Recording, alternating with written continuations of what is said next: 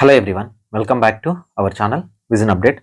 So NEET UG 2025కి సంబంధించిన చాలా ఇంపార్టెంట్ టాపిక్ అనేది ఈ పర్టికులర్ వీడియోలో డిస్కస్ చేద్దాము. Welcome to our channel. So starting ఈ రోజు నుంచి మీరు మన ఛానల్ని చూడడం స్టార్ట్ చేస్తే మీరు కాలేజ్లో జాయిన్ అయ్యేంత వరకు ప్రతి అప్డేట్ అనేది మన ఛానల్ నుంచి ఉంటుంది. సో ఈ పర్టికులర్ వీడియోలో చాలా మందికి డౌట్స్ ఉన్నాయి.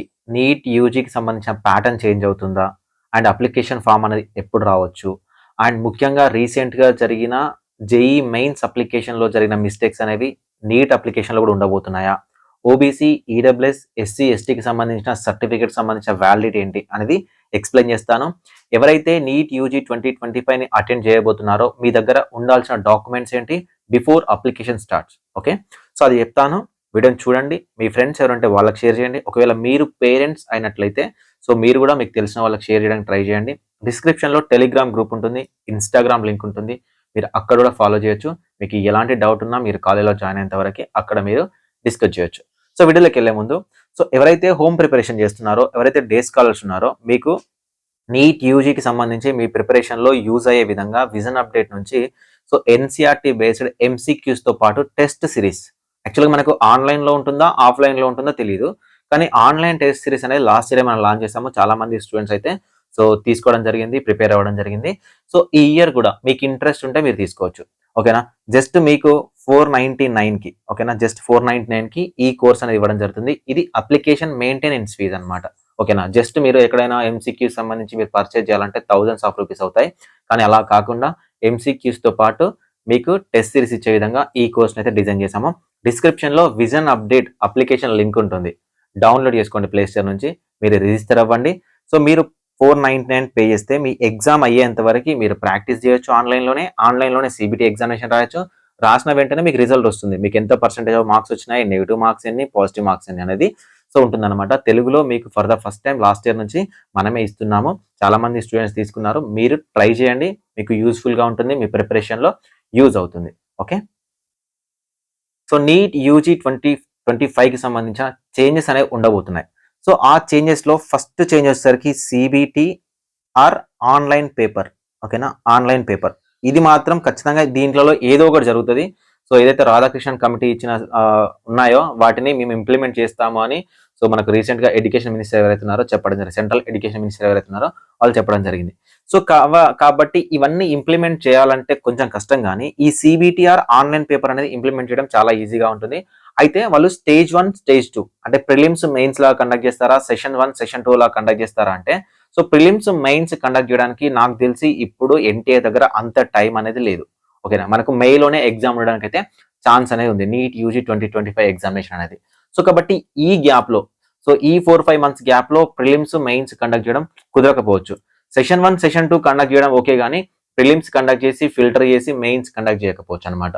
అయితే మీరు ఈ సిబిటిని కానీ ఆన్లైన్ పేపర్ మెథడ్ని కానీ మైండ్లో పెట్టుకోండి. ఓకేనా, సో సిబిటిని కానీ ఆన్లైన్ పేపర్ ఏదైతుందో దీన్ని మైండ్లో పెట్టుకోండి.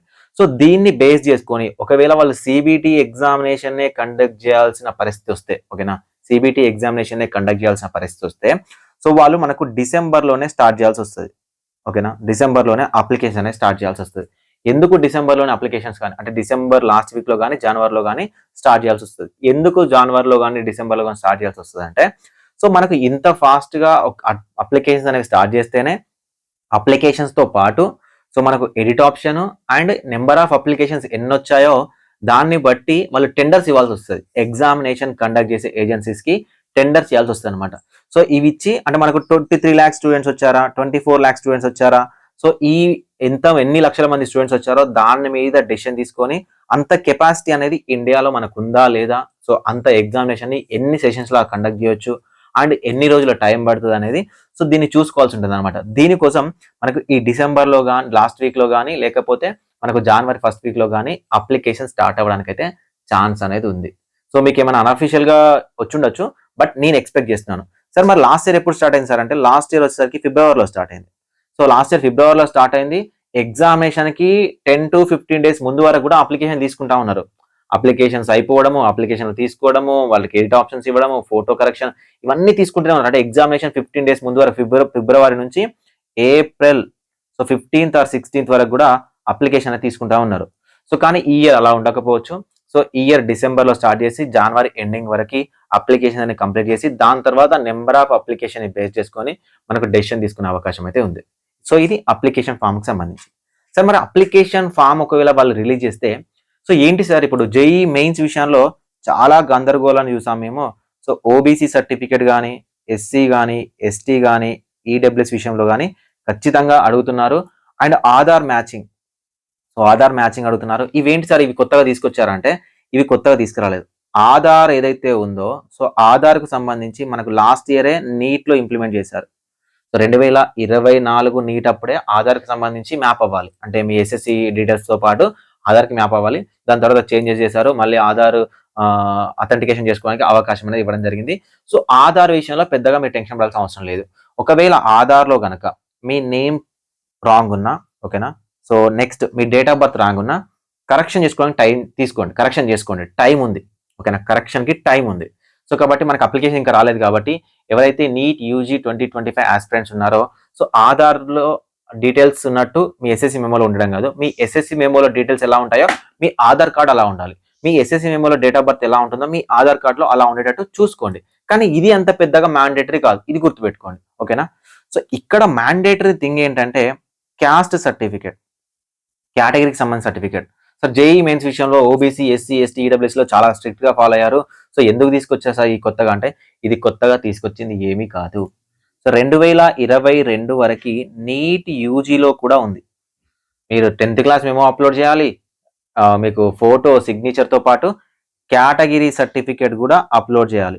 ఒకవేళ కేటగిరీ సర్టిఫికేట్లో వాళ్ళు ఒక సర్టెన్ లిమిట్ టైం అనేది ఇస్తే ఆ టైం లోపు మీ దగ్గర సర్టిఫికేట్ లేకపోతే మీరే సెల్ఫ్గా అటెస్టెడ్ కాపీ అనేది అప్లోడ్ చేయాలి. ఒక లెటర్ని మీకు మీరే సెల్ఫ్ అటెస్టెడ్ కాపీ అనేది లెటర్ రాసి మేము రిజల్ట్ వచ్చిన తర్వాత ఒరిజినల్ని ఆన్ టైంలో సబ్మిట్ చేస్తాము అని మీరే సబ్మిట్ చేయాలి. అది 2022 వరకు ఉండేది, ఓకేనా. సో 2022 తర్వాత 2023లో జస్ట్ అప్లికేషన్ తీసుకున్నారు. ఓబీసీ అయితే ఓబీసీ పెట్టమన్నారు, ఎస్సీ అయితే ఎస్సీ పెట్టమన్నారు, ఎస్సీ ఎస్టీ పెట్టమన్నారు, ఈడబ్ల్యూఎస్ అయితే ఈడబ్ల్యూఎస్ పెట్టమన్నారు, జస్ట్ తీసుకున్నారు. కానీ దీనివల్ల ప్రాబ్లం ఫేస్ చేస్తుంది ఏంటి అంటే ఎన్టీఏ.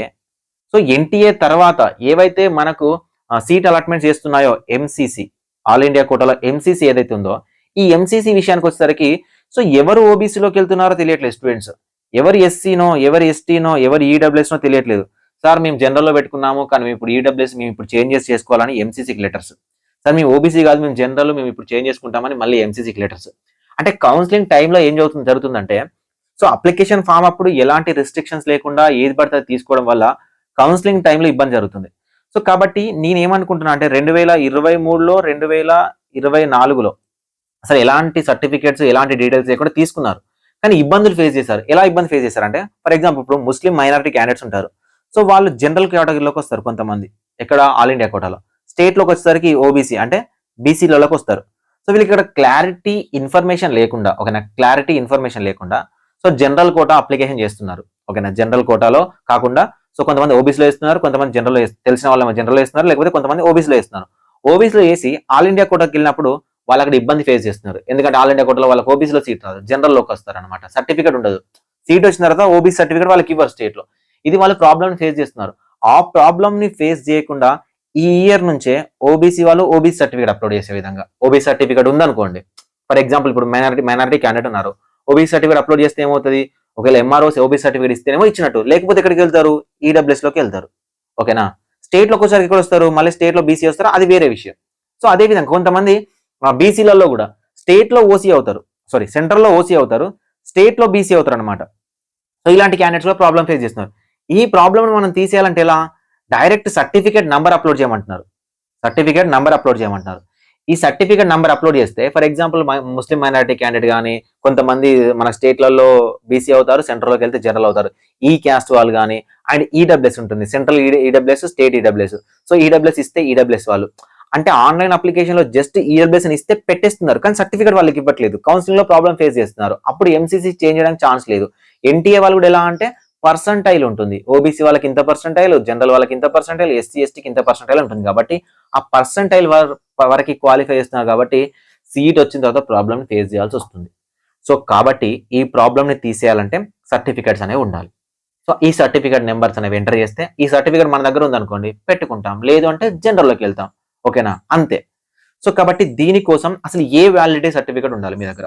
మీకు మీ దగ్గర వ్యాలిడిటీ ఉండాల్సిన సర్టిఫికేట్ ఏంటి అంటే, ఫర్ ఎగ్జాంపుల్ ఇప్పుడు సార్ నేను కంప్లీట్లీ ఓసీ క్యాండిడేట్ని సార్ అంటే మీకు ఒకవేళ ఈడబ్ల్యూఎస్ ఉందనుకోండి, ఓకేనా, ఈడబ్ల్యూఎస్ ఉంటే సో ఈడబ్ల్యూఎస్ మీరు 2024 ఏప్రిల్ 1 తర్వాత తీసుకున్నది అయి ఉండాలి, ఓకేనా. ఎందుకంటే మనకి ఇంకా నెక్స్ట్ అకాడమిక్ ఇయర్ రాలేదు కాబట్టి 2024 ఏప్రిల్ 1 తర్వాత తీసుకున్న ఈడబ్ల్యూఎస్ సర్టిఫికేట్ కావాలి. ఒకవేళ మీరు ఓబీసీ అయితే ఓబీసీ సర్టిఫికేట్ అనేది ఆన్ ఆర్ ఆఫ్టర్ 2024 జనవరి 1 తర్వాత తీసుకున్న ఓబీసీ సర్టిఫికేట్ మీ దగ్గర ఉండాలి, ఓకేనా. ఏప్రిల్ తర్వాత తీసుకున్నా ఏం కాదు, జనవరి 1 తర్వాత తీసుకున్న ఓబీసీ సర్టిఫికేట్ ఉన్నా కూడా పర్లేదు. సో జనవరి 1 తర్వాత తీసుకున్న ఓబీసీ సర్టిఫికేట్ ఉంటే అప్లోడ్ చేయండి.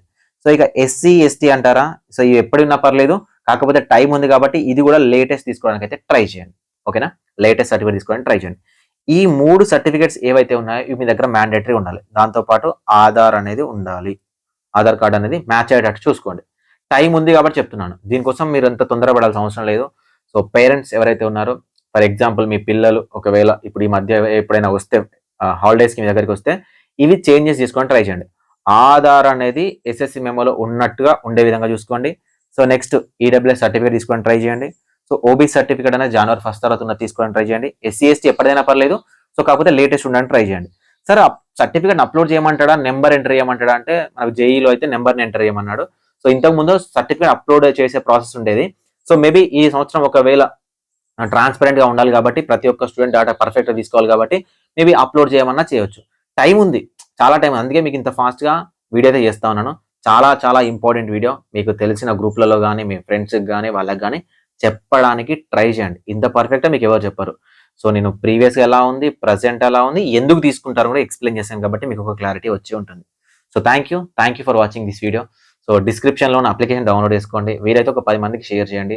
తెలుగులో స్టార్ట్ అయిన ఒక స్టార్ట్అప్ అనుకోండి, మీ సపోర్ట్ ఉంటే సో మనకు మీరు ఎంబీబీఎస్ జాయిన్ అయిన తర్వాత ఎంబీబీఎస్ కోర్స్ కూడా మన దగ్గర ఉంటుంది, అవైలబుల్గా ఉంటుంది. సో ఇది స్టూడెంట్ ఫ్రెండ్లీ అనుకోండి. 499కి ఒక బుక్ కూడా మీరు కొనలేరు. కాకపోతే మీరు ఎప్పుడైనా మొబైల్ పట్టుకున్నప్పుడు మొబైల్ని యూజ్ చేసి కూడా లేకపోతే ల్యాప్టాప్ని యూజ్ చేసి కూడా సో మీరు ప్రిపేర్ అవ్వచ్చు. అంటే ఫాస్ట్గా టిక్ చేసుకుంటూ వెళ్ళిపోవచ్చు, క్వశ్చన్స్ని ప్రాక్టీస్ చేసే విధంగా డిజైన్ చేసిన అప్లికేషన్ అనమాట. సపోర్ట్ చేయండి. Thank you for watching this video. So మీరు కాలేజ్లో జాయిన్ అయ్యేంత వరకు మిమ్మల్ని గైడ్ చేసే బాధ్యత నాది. మీరు మంచిగా ప్రిపేర్ అయ్యి ఎగ్జామినేషన్ బాగా రాయండి. అందరికీ all the best. Thank you so much.